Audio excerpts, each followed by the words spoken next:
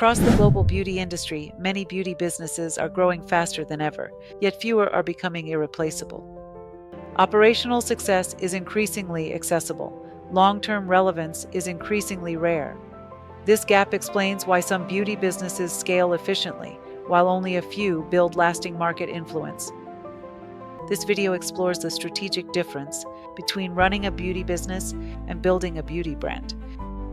Across beauty categories, from nail art studios and salons to product-based and hybrid beauty businesses, growth is often measured through visible outcomes: revenue, bookings, expansion. These indicators describe a functioning business, but industry-wide analyses increasingly separate business performance from brand authority. A business is designed to operate efficiently within a market.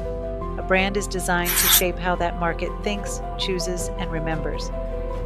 This episode builds on earlier discussions about market saturation and trust and moves deeper into the strategic implications for modern beauty businesses. Historically, the difference between a brand and a business was less visible. Media channels were limited. Distribution was controlled. Consumer choice was constrained. In this environment, scale functioned as authority. The beauty businesses that sold the most were assumed to be the most credible. Visibility reinforced trust. For service-based beauty businesses, reputation traveled slowly. Repeat visits built familiarity. Familiarity became loyalty. Business growth and brand strength often rose together, not because strategy was sophisticated, but because the system rewarded presence. Over the past decade, structural shifts altered this alignment. Media decentralization fragmented authority. Entry barriers fell across beauty categories. Operational competence became widespread. Consumers adapted accordingly. They stopped assuming that visibility implies credibility. They learned to compare, verify, and contextualize. As a result, markets filled with capable beauty businesses but lacked clear interpretive leaders. This separation explains why many businesses perform well, yet struggle to become reference points. This is why, amidst this abundance of choice, consumers are now facing a new paradox, a surplus of options that, ironically, creates cognitive blur. In saturated beauty markets, choice is abundant, understanding is not. Brands create cognitive clarity. They define what matters, what signals quality, and what standards apply. Beauty businesses that only add options increase mental load. Brands that frame categories reduce it. This distinction shapes memory, preference, and return behavior. Execution keeps a beauty business operational. Authority makes it influential. Brands educate consumers, not through instruction, but through consistent framing and standards. When authority is established, sales follow naturally. Without authority, growth remains transactional. Platforms reward speed and responsiveness.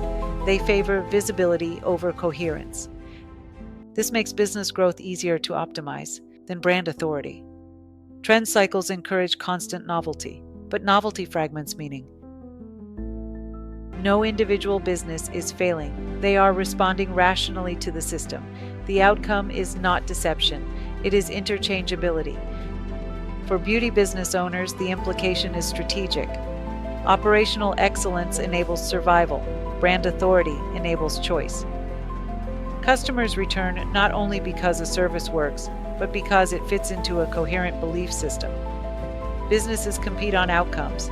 Brands compete on relevance. Those who invest only in operations remain replaceable. Those who invest in meaning become reference points. Market-leading beauty businesses do not only build products or services, they build reference points. They become the silent benchmark customers use to judge every other beauty experience. They educate the market, often indirectly, about what professional truly means. They teach customers what healthy nails should look like, not just what looks trendy, what proper hygiene feels like, not just what looks clean, what responsible consultation sounds like, not just friendly service. This education does not feel like marketing. It feels like guidance. Over time, customers stop asking, "Is this cheaper?" or "Is this viral?" They start asking, "Is this done properly?" At this stage, comparison shifts. Price becomes secondary. Convenience becomes negotiable. Standards become non-negotiable. This channel examines the systems behind beauty businesses, how markets evolve, how consumers decide, and how long-term relevance is built. If this type of analysis is valuable to you, you're welcome to subscribe and continue these discussions in future episodes. Thank you for watching.